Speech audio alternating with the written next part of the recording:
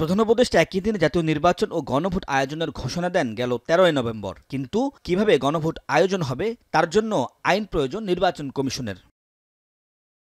উপদেষ্টা পরিষদের বৈঠকের বিস্তারিত জানাতে ফরেন সার্ভিস একাডেমিতে ব্রিফিংয়ে আইন উপদেষ্টা বলেন, আগামী ৩ থেকে ৪ কর্মদিবসের মধ্যে গণভোট বিষয়ে আইন করা হবে।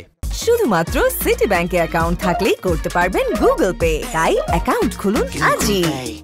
গণভোট আইন আমরা খুব দ্রুত করতে যাচ্ছি, এই উইকে করে ফেলবো। ধরেন আজকে কি বার, বৃহস্পতিবার, তো ধরেন আগামী ৩-৪ কার্যদিবসের মধ্যে হয়ে যাবে।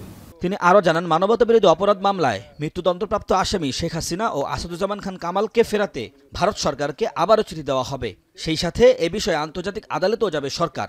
আওয়ামী লীগ নেত্রী শেখ হাসিনা এবং সাবেক স্বরাষ্ট্রমন্ত্রী আসাদুজ্জামান কামাল, ওনাদের এক্সট্রাডিশনের জন্য আমরা চিঠি দিচ্ছি এবং এর পাশাপাশি ওনাদের প্রত্যর্পণ করার জন্য, যেহেতু ওনারা এখন কনভিক্টেড, মৃত্যুদণ্ডপ্রাপ্ত, কাজেই আমরা মনে করি ভারতের এখন বাড়তি দায়িত্ব রয়েছে তাদের ফেরত দেওয়ার জন্য। এদিন সুপ্রিম কোর্টের আলাদা সচিবালয় প্রতিষ্ঠার চূড়ান্ত অনুমোদন দিয়েছে উপদেষ্টা পরিষদ। এখন থেকে নিম্ন আদালতের বিচারকদের শৃঙ্খলা, পদায়ন, ছুটি সহ সব নিয়ন্ত্রণ করবে এই সচিবালয়। বিচার বিভাগের পূর্ণ স্বাধীনতা প্রতিষ্ঠা করার জন্য সুপ্রিম কোর্টের একটা পৃথক সচিবালয় রাখবে। তো পৃথক সচিবালয়ের একটা আইনের নীতিগত অনুমোদন আমরা এর আগে একটা উপদেষ্টা পরিষদের মিটিংয়ে করেছিলাম। আজকে আমাদের মাননীয় প্রধান উপদেষ্টার সভাপতিত্বে অনুষ্ঠিত উপদেষ্টা পরিষদের বৈঠকে এটা চূড়ান্তভাবে অনুমোদিত হয়েছে। তত্ত্বাবধায়ক ব্যবস্থা প্রসঙ্গে আইন উপদেষ্টা বলেন, বর্তমানে সুযোগ না থাকায় আগামী নির্বাচনের পর থেকে এটি কার্যকর হবে।